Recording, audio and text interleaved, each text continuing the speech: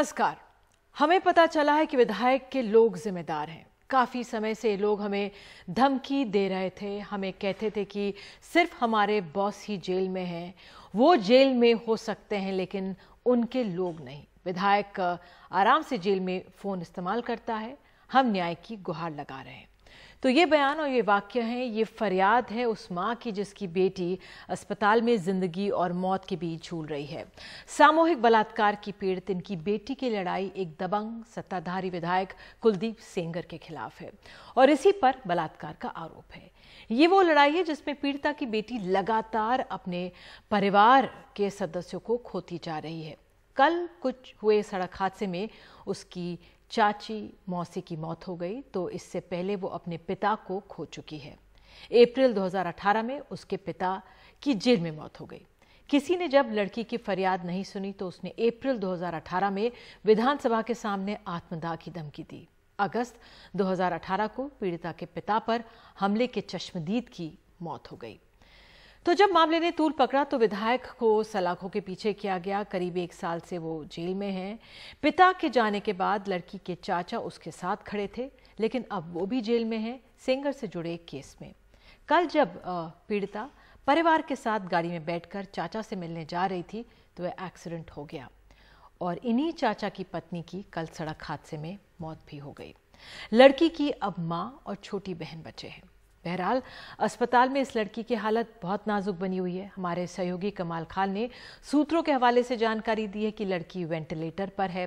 उसकी पसली की 4 हड्डियां टूट गई हैं। पसली की एक हड्डी टूटकर फेफड़े में घुस गई है।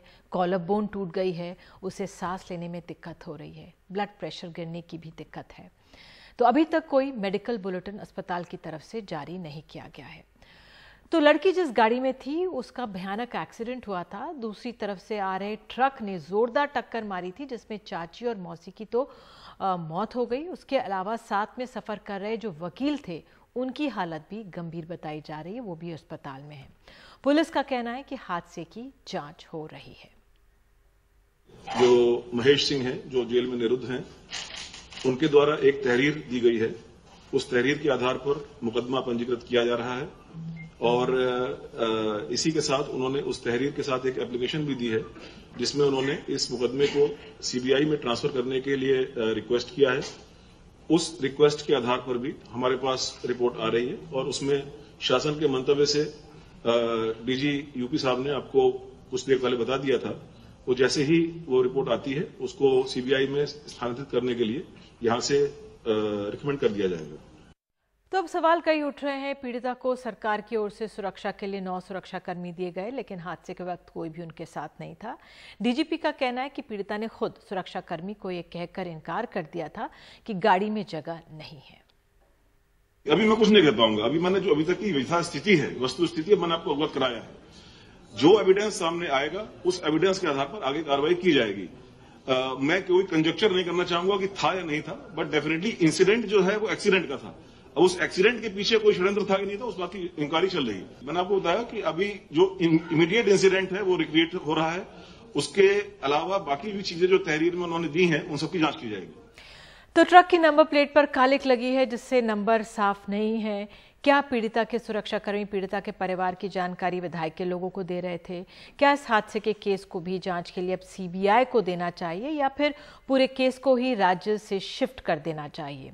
उन्नाव गैंगरेप केस में अब तक 2018 में सीबीआई के हवाले ये केस जा चुका है। जो ये पहला उन्नाव का मामला था, अब तक केस में 3 मामले दर्ज हो चुके हैं। 1 नाबालिग से बलात्कार का मामला, 2 पीड़िता के पिता की मौत का मामला और 3 एमएलए के भाई की शिकायत पर पीड़िता के रिश्तेदारों पर हमले का केस। ये बहरहाल आपको अब तस्वीर दिखा रहे हैं कुलदीप के भाई, उनका नाम है मनोज सेंगर की। ये साक्षी महाराज के साथ इनको देखा जा सकता है। अगर हम वो तस्वीर दिखा सकते हैं तो साक्षी महाराज उन्नाव से सांसद हैं और 23 मई को जीत के बाद साक्षी महाराज कुलदीप सेंगर को जीत के लिए जेल में मिलने गए थे धन्यवाद करने के लिए। लोकप्रिय विधायक कुलदीप सेंगर जी यहाँ काफ़ी समय से हैं। चुनाव के बाद उनका धन्यवाद करना उचित समझा तो मैं आया। विधायक जी से आप मिले, जेल में कोई प्रॉब्लम, कोई सिस्टम? नहीं, विधायक जी से केवल मिलने के लिए आए और कोई कारण नहीं है। उनकी परेशानी या सुविधा या सुख उसकी चिंता मैं तो कर नहीं सकता, उसके बारे में कुछ कह भी नहीं सकता। तो आज पीड़िता की गाड़ी की ट्रक से टक्कर को साजिश बताते हुए पीड़िता के चाचा ने एफआईआर दर्ज कराई है, जो जेल के अंदर है। इसमें पीड़िता के चाचा ने रेप मामले में आरोपी विधायक कुलदीप सिंह सेंगर और विधायक के भाई मनोज सेंगर का नाम लिखवाया है। इसमें 10 लोगों को नामजद बनाया गया है, जबकि 15 से 20 अज्ञात लोगों पर भी एफआईआर दर्ज कराई गई है। बहरहाल मामले में राजनीतिक बयानबाजी भी हो रही है। आइए सुनते हैं आज क्या क्या बयान आए। जो कहानी सरकार बता रही है वो सच नहीं है। अगर कहीं साजिश है, षड्यंत्र, तो सरकार को निष्पक्ष आना चाहिए सामने, जो दोषी उनके खिलाफ कार्रवाई हो। जितने भी पुलिस के बड़े अधिकारी हैं ये सरकार की भाषा बोल रहे हैं, जो ऊपर बताए गए वही भाषा बोल रहे हैं। मुझे नहीं लगता है कि लोगों को इस पर भरोसा होगा। एक दफे जो जांच कर रहे हैं वो आ जाने दें, उसके बाद जो होएगा सरकार उसके हिसाब से, और सरकार पारदर्शिता से काम करती है, योगी जी की सरकार, तो जो भी आवश्यकता होगी वो करेंगे। इन्वेस्टिगेशन के दायरे में हर चीज आती है, मगर समस्या ये है कि जो विपक्ष है उसको राजनीति करनी है, अपनी रोटियां सेकनी है, राजनीतिक रोटियां सेकनी है, उनको मुद्दे की तलाश रहती है। वो फिर से देखेंगे कि ये मुद्दा उनके हाथ में नहीं आने वाला है। उन्नाव में जो एक्सीडेंट घटना हुई है वो दुखद है, उसका हमें कष्ट है, परंतु सारे प्रकरण की हिंदुस्तान में सबसे बड़ी जांच संस्था सीबीआई जांच कर रही है, उसके बारे में कोई टिप्पणी करना उपयुक्त नहीं है। सर, परिवार ये आरोप लगा रहा है कि पहले से उन पर मुझे नहीं जानकारी कोई क्या कह रहा है, लेकिन सीबीआई जांच कर रही है, इसलिए कोई टिप्पणी करना आवश्यक नहीं है। जिसका रेप हुआ है ये बेसिकली उसको एक्सीडेंट करके मारने की कोशिश ही, और ये मर्डर है बेसिकली। डीजीपी को उसकी जांच करानी चाहिए और आखिर में क्या लग रहा है उन्हें ये स्पष्टीकरण करना चाहिए। आज से ट्रायल शुरू था इलाहाबाद में, गवाह पेश होने थे, उसको जिस तरह से मारने की कोशिश की गई, जिसमें उनकी गवाह थी मौसी और चाची, दोनों की डेथ हो गई, ड्राइवर की डेथ हो गई, और जो वकील उनके साथ जा रहे थे वो वेंटिलेटर पे हैं। और दुर्भाग्य ये है कि जो सिक्योरिटी मिली हुई थी वो सिक्योरिटी छुट्टी पर चली गई थी। जिस ट्रक ने टक्कर मारा उसके आगे और पीछे की जो नंबर प्लेट्स थी उन पर ग्रीस लगी हुई थी। सभी गवाहों को भयभीत करने की कोशिश की जाती है, और अगर ऐसा ही रहा तो इंसाफ नहीं मिलेगा। इंसाफ के लिए यह आवश्यक है कि जो इन्वेस्टिगेशन है वो किसी स्वतंत्र एजेंसी को दी जाए जो उत्तर प्रदेश के बाहर है। We can't jump to the conclusion, ये इन्वेस्टिगेशन इसकी होनी चाहिए। तो जब उन्नाव की इस लड़की के साथ सामूहिक बलात्कार हुआ था तब वो महज 17 साल की थी। ये जून 2017 की बात है। वो उन आंकड़ों में से एक है जो हमें शर्मसार करने सामने आकर खड़े हो जाते हैं।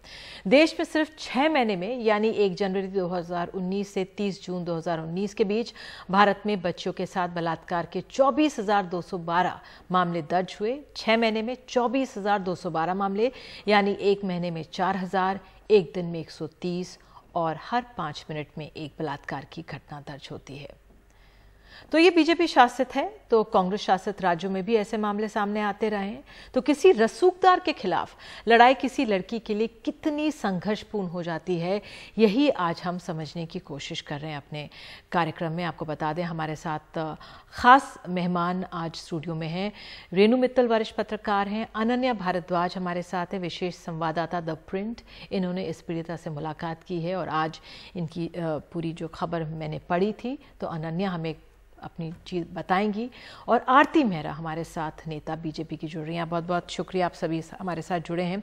अनन्या, सबसे पहले मैं आपसे जानना चाहूँगी, आपने इस लड़की से मुलाकात की हुई है, कब आपने की और क्या आभास हुआ आपको जब आपने उनसे मुलाकात की थी? देखिए, ये केस जैसे आपने कि बताया कि जब ये सामने आया पूरा मामला कि ऐसा ऐसा केस हुआ है, रेप हुआ है, तब तमाम मीडिया पर्सन्स वहाँ पहुँचे। तो मेरी मुलाकात इस लड़की से हुई, काफ़ी डरी हुई थी वो, और जब उनकी कहानी उन्होंने बताई तो वो बहुत ही एक, जिसको हम हॉरिफाइंग कहते हैं, उस तरह की एक कहानी थी। उन्होंने बताया कि ये एक वन ऑफ इंसिडेंट नहीं है जो उनके साथ हुआ है। ये जब वो 11 साल की थी तब से ये चीज़ उनके साथ हो रही है। वो 11 साल की थी जब सेंगर उन्होंने बताया कि उनको अपने कमरे में बंद कर लिया करते थे, बोलते थे कि मैं आपको बैड इन्फ्लुएंसेस से बचाना चाहता हूँ बाहर। उसके बाद ऐसी बहुत सारी घटनाएं हुई जब उनको अनकंफर्टेबल फील हुआ। वो कह रही है मुझे एकदम समझ में नहीं आता था कि मैं क्या करूं, क्योंकि वो उनको दद्दू कह के बुलाती थी।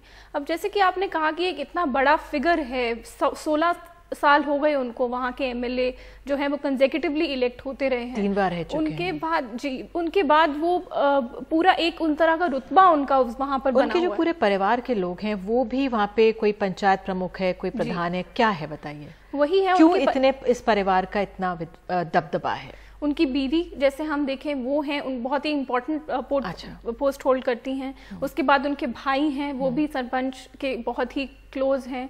उसके बाद उन्होंने जो सबसे इम्पोर्टेंट चीज़ ये है कि जो लड़की के घर वाले हैं, जैसे कि उनके फादर हैं या उनकी मदर या उनके ब्रदर, उनको सबको एम्प्लॉय उन्होंने किया हुआ है। तो ये बचपन से ही उनके घर पे आना जाना और एक तरह से एक बड़ा फिगर उनके लिए कि ये अन्नदाता हैं हमारे घर के। तो दद्दू तो बहुत आदर में कहा जाता है जी, लेकिन वही बात हमें तब समझ में आई जब उन्होंने कहा कि उन्होंने अपनी माँ से ये कंप्लेन करी है कई बार, एक बार नहीं, 2 बार नहीं, बट कई बार, कि मुझे अच्छा नहीं लगता, अजीब लगता है, वो मुझे अच्छे से नहीं देखते हैं या बुरी तरह छूते हैं या मुझे उन्होंने बंद कर दिया या उनके आदमी मेरा पीछा करते हैं। तो उनकी माँ ने हमेशा उनसे ये कहा कि अभी तुम चुप रहो, क्योंकि उनको पता था कि उनके फादर वहाँ काम करते हैं, उनके ब्रदर्स वहाँ काम करते हैं। तो इस तरह से वो उसको एक तरह टालती रही। ये बात सामने तब आई जब उनके फादर को इस चीज के बारे में बताया गया, और वो भी जून में ये हादसा हुआ। मैं जब आपकी रिपोर्ट पढ़ रही थी तो उसमें ये था कि जब उनके साथ ये सामूहिक बलात्कार हुआ और तब उनके पिता को पता लगा कि ये हुआ, और तब उन्होंने जाकर, फिर क्या हुआ था जब पिता को पता लगा? उससे पहले पिता को नहीं पता था? उसके पहले पिता को नहीं पता था। जून में ये हादसा हुआ और उसके बाद भी उनकी मदर ने कहा, लड़की की मदर ने, कि आप इसको अभी रहने दीजिए, कोई बात मत कीजिए, आप अपनी चाची के घर चली जाइए। ये वही चाची हैं जिनकी संडे को मृत्यु हो गई उस एक्सीडेंट में, और वो भी एक प्राइम विटनेस है केस में। तो उनके घर जाके उन्होंने अपनी चाची को सबसे पहले इस चीज़ की पूरी बात करी, और उन्होंने अपने चाचा से, मतलब जो उनके हस्बैंड हैं, उनसे बात की, जो अभी जेल में है एक केस में। और तब उसके चाचा ने उनको बोला कि आपको ज़रूर पुलिस में रिपोर्ट करनी चाहिए, और उनके फादर को बुला के ये बात बताई। और तब वो लोग जाके उन्होंने अगस्त में सबसे पहले अप्रोच पुलिस को किया कि ये केस है, आप इसमें केस दर्ज कीजिए, बट पुलिस ने उनकी बात सुनने से इनकार कर दिया, वो केस दर्ज नहीं हुआ। उसके बाद वो लोग कोर्ट भी गए, अप्रोच किया, बट उसके बावजूद भी ये केस दर्ज नहीं हुआ। अल्टीमेटली जब अप्रैल में, ये जब आपने जैसे शुरू में मेंशन किया कि उन्होंने आत्मदाह करने की वो बोली कि मैं अपने आप को जला लूंगी अगर मेरी बात नहीं सुनी जाएगी, योगी आदित्यनाथ के रेसिडेंस के बाहर ही हुआ था। उसके बाद ये चीज़ जो है मीडिया के नोटिस में आई और फिर ये कार्रवाई शुरू हुई। अच्छा, तो ये मामला सब जुडिस है और फिलहाल जो आपकी रिपोर्ट में मैंने पढ़ा था वही कुछ चीज़ें हमने लोगों के सामने रखने की कोशिश करी, और ये एक पक्ष है जो हम समझने की कोशिश कर रहे हैं। क्या पाया आपने बाद में? इस लड़की में हिम्मत कैसे आई? मैम देखिए, वही बात है कि जब सारा मीडिया फ्रेटर्निटी आपके साथ है, क्योंकि एक तरह से उस लड़की में जब सब उसके साथ आ गए और बोलने लगे कि आप बोलिए, आप सामने आइए, और बहुत से इनफैक्ट ऑफिसर्स उस टाइम पे जो है लखनऊ से बहुत लोग ट्रैवल किए उन्नाव, और तब उनको बोला गया कि आप बताइए क्या बात है, आप प्रेशर कहिए इसको या किस तरह का मीडिया एक सपोर्ट कहिए। तब उस लड़की को लगा कि नहीं, अब मुझे बोलना चाहिए। उनका चाची का बहुत बड़ा योगदान था, जैसे कि मैंने कहा, इसमें कि आपको ये बात बतानी पड़ेगी क्योंकि आप इतने सालों से ये सहती आ रही हैं, और अगर अब नहीं बोलेंगी तो फिर कब बोलेंगे। और अनन्या, वहाँ जाकर आपने गांव में क्या पाया? किस तरह की परिस्थिति में ये लड़की रह रही थी? आज मैंने जब माँ और बहन की सुना, और वो क्योंकि ऐसे मामलों में नहीं दिखाते हैं कि कोई भी क्लू मिले, तो हमने सिर्फ शुरुआत में ग्राफिक्स के ज़रिए जो उनकी माँ ने कहा है वो दिखाया है, जो उनके पूरे वाक्य थे वो बताए हैं, लेकिन क्या पाया था आपने परिस्थिति के बारे में इस परिवार की?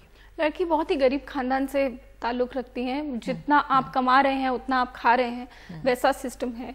और जैसे मैंने कहा कि बहुत टाइम से वो लोग एम्प्लॉयड थे कुलदीप सेंगर के यहाँ पे, और तमाम घर आप अगर उस गांव में जाके देखेंगे तो आप पाएंगे कि एक उनका ही घर है जो आप कह पाएंगे कि अच्छे से बना हुआ है, और सबसे इम्पोजिंग एक तरह से जो बिल्डिंग है उस पूरे एरिया में सिर्फ वही है। बाकी आसपास जितना भी आप देखेंगे छोटे छोटे घर बने हुए हैं, लोगों के पास खाने के लिए नहीं है, थैच्ड रूफ्स हैं, ये सारा वहाँ पे और उसको आप देख के आप अंदाजा लगा सकते हैं कि ये आदमी किस तरह से इतना बड़ा है उनके लिए, क्योंकि ये एक ही है जो सबको एम्प्लॉयमेंट दे रहा है। बिल्कुल। आरती मेहरा हमारे साथ बीजेपी की है। आरती जी, आपने भी सुना जो अनन्या बता रही थी और तमाम अखबारों में जानकारी इस पूरे मामले की आ रही है। आप किस तरह से देख रही हैं? आपकी पार्टी के विधायक हैं, जेल में बंद हैं अभी, लेकिन आप कैसे देखती हैं, क्या करना चाहिए पार्टी को? जो शंकाएं उठ रही हैं उन पर विराम लगे। निधि जी, ये हम सबको बहुत शर्मसार करने वाली घटना है, बहुत दुर्भाग्यपूर्ण घटना है। और ऐसी घटनाएं जब भी आती है तो मैं तो अंदर तक बहुत असहाय और ऐसा महसूस करती हूँ कि ये मेरा समाज कब जाके चेंज होगा। आज अभी जो अनन्या कह रही थी, मेरा ये कहना है कि सरकार को बहुत कड़े तरीके से, आज वो जेल में बंद है लेकिन एक ये नई दुर्घटना हुई है, उस दुर्घटना के चिन्ह जो हैं वो अगर चाहे मेरी ही पार्टी के विधायक के ऊपर आते हैं तो भी जिस तरह से मुझे लगता है केंद्र ने भी यहाँ से जो हिदायत भेजी है उसमें सीबीआई की इंक्वायरी करनी हो, उनका किसी भी तरह से अगर परिवार का या जेल में बैठे हुए विधायक का कोई भी हाथ है, पुलिस उसकी जानकारी पूरी कर रही है, कड़ी जोड़ने की कोशिश कर रही है, मोबाइल्स को खंगाल रही है। और मुझे लगता है कड़ी से कड़ी जो भी मतलब उसमें अगर जैसी भी इन्वॉल्वमेंट है, जिस तरह की इन्वॉल्व, क्योंकि करना तो इन्वेस्टिगेशन के बाद ही होगा। एक इन्वेस्टिगेशन हुई और उसके तहत उन्हें वो 1 साल के से बंद हैं, और भी इंक्वायरीज जिस तरह से इनिशिएट हो जिससे उस बच्ची को न्याय मिल सके, वो बहुत जरूरी है।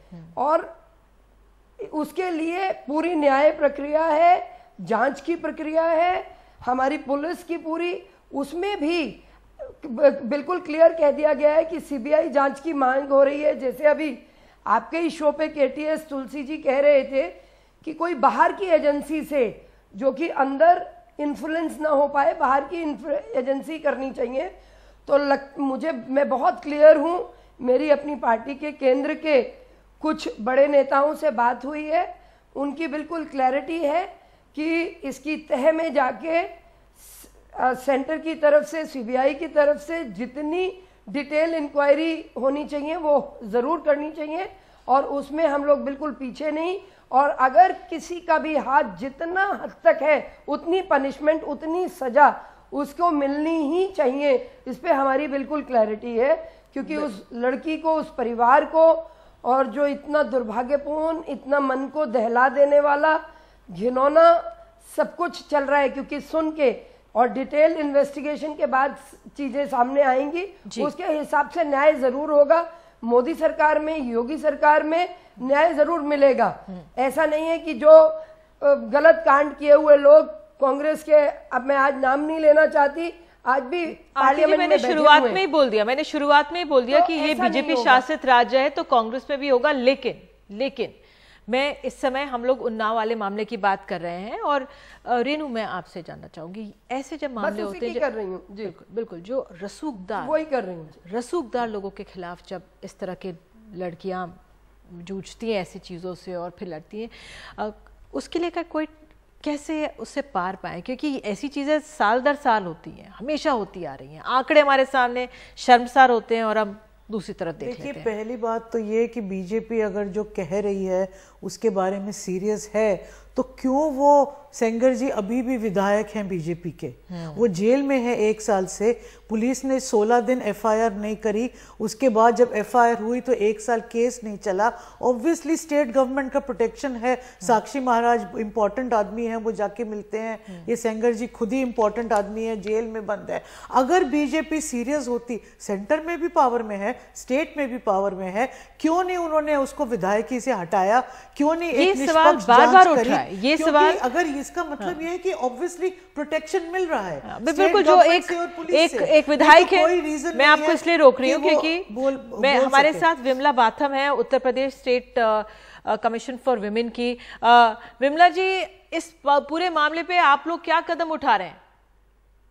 देखिए, ऐसा है, अभी तो कदम नहीं उठाया है, क्योंकि इतना ज्यादा ये जल्दी घटना हुई है, कल की घटना है ये।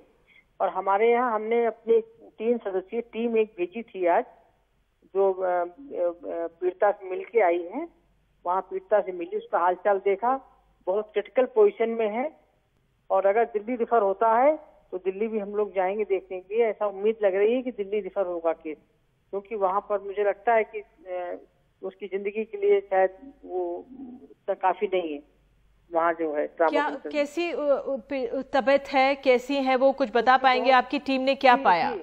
जी बहुत क्रिटिकल है। हमारे जो मेंबर्स गए थे, जो 3 सदस्यीय टीम हमने भेजी, उन्होंने बताया कि बहुत क्रिटिकल है, वो ठीक नहीं है उसकी पोजीशन। वो उसको वकील जो है दोनों की बहुत ही वेंटिलेटर पे हैं दोनों, तो आप समझ सकते हैं वेंटिलेटर की सीरियसनेस क्या हो सकती है।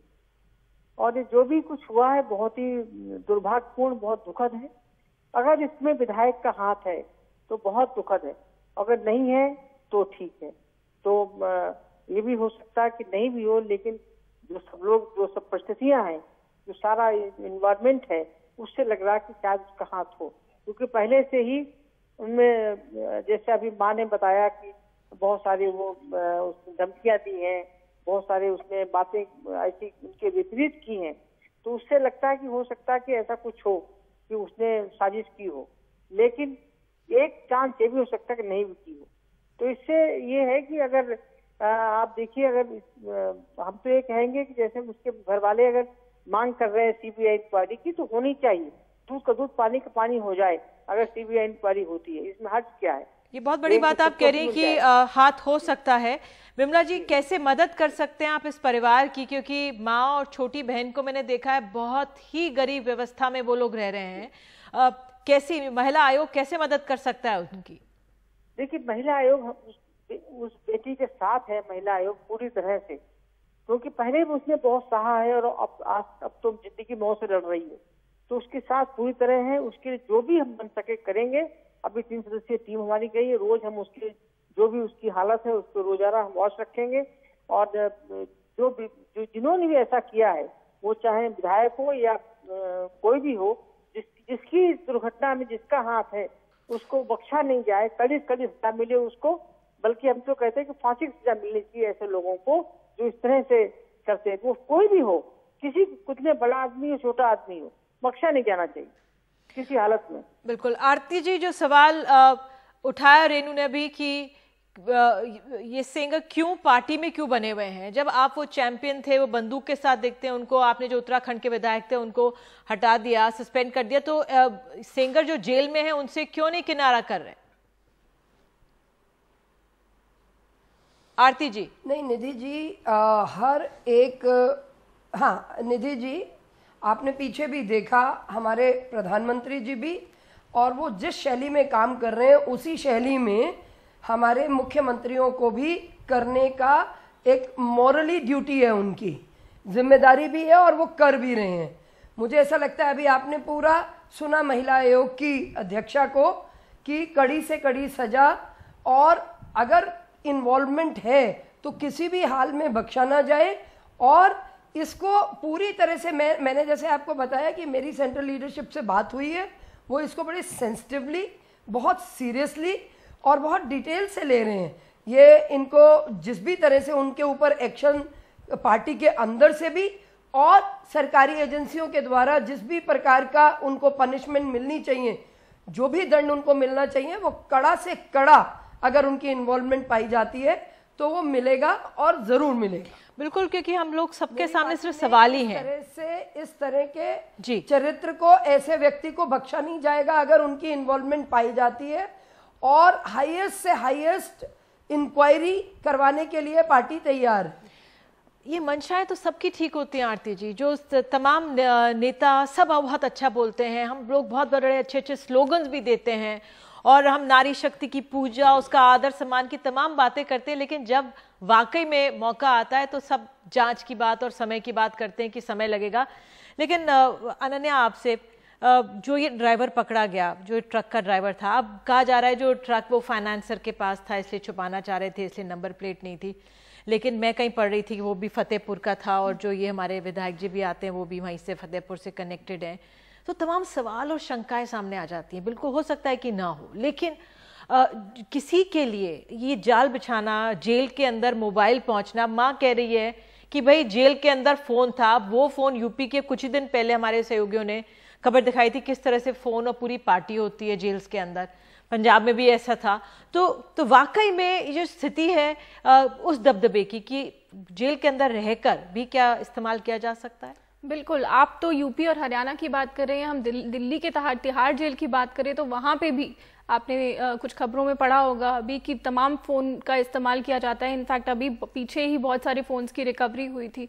तो ऐसा नहीं है कि जेल में है तो वो बाहर की दुनिया से कट ऑफ है, या हमें लगता है कि वो जेल में है तो इसका मतलब है कि वो अंदर से ऑपरेट नहीं कर सकते। मोस्ट केसेस, जब क्राइम केसेस हम देखते हैं उनमें हम ये पता चलता है कि बहुत से गैंग्स अंदर से ऑपरेट हो रहे हैं। रेनू, आखिरी सवाल आपसे, जो ये पॉलिटिकल रसूखदार लोग होते हैं, अब मुझे याद है बदायूं का मैं पढ़ रही थी तो उसमें मैं अखिलेश का भी आज बयान देख रही थी जो उन्होंने तब दिया था कि बहुत सारी चीज़ें ऐसे गूगल कर लीजिए, हर राज्य में होता है। तो जब ऐसे मामले सामने आते हैं, अगर कोई भी एफिलिएटेड कुछ हो तो फिर उसको बिल्कुल दरकिनार कर दिया जाता है, दूसरे पे आरोप लगा दिया जाता है। क्यों नेता हमारे बिल्कुल गैर जिम्मेदाराना तरीके, साक्षी महाराज उनको जेल में मिलने जाते हैं इस कुलदीप सेंगर को, देखिए अगर क्या मैसेज ये देता है नेता, क्या संकेत संदेश देते हैं? देखिए अगर यूपी गवर्नमेंट सीरियस होती है, सेंट्रल गवर्नमेंट सीरियस होती है इस मामले में, ये आज की घटना नहीं है, 2017 में हुई है, तब से ये ड्रैग ऑन कर रही है, उस परिवार के लोग मरे गए, सब कुछ हुआ है। तो उस सिचुएशन में अब आप कह रहे हैं सीबीआई तो एक पोस्टपोन करने का तरीका है। वो जो पुलिस है कोई भी स्टेट की हो, बहुत जबरदस्त कॉम्पिटेंट होती है, वो उनको सब पता होता है कौन कहाँ पर है, क्या है। जो कानून ने पूरी तरह से अपना काम कर रहा है। आपकी बात सुन ली, पुलिस जो है बिल्कुल कॉम्पिटेंट होती है कोई भी केस सॉल्व करने में। हमने अभी तक देखा कि सीबीआई एक पोस्टपोन करने का तरीका। बिल्कुल रेनू, आपने अपनी बात कही, आप बताइए सीबीआई की। चलिए, जब पुलिस है, आपके पास पूरा सब सबूत है, हाँ। आप उसको आगे बढ़ाइए। तो बिल्कुल आपका भी वाजिब सवाल है, वो कह रहे हैं कानून अपना काम करेगा, लेकिन समय किसके पास है? समय किसके पास है? वो लड़की अभी जेल अस्पताल में है और अपनी बस उसकी उम्मीद करते हैं कि वो ठीक हो, लेकिन हमने सुना कितनी गंभीर स्थिति में वो लड़की है। बहरहाल नेता है, गंभीर हो जाए ऐसे मामलों के लिए बहुत अच्छा रहेगा, देश के भविष्य के लिए और बेटियों के भविष्य के लिए बहुत अच्छा रहेगा। तो फिलहाल इस सेगमेंट में इतना ही, लौटते हैं कुछ पलों में।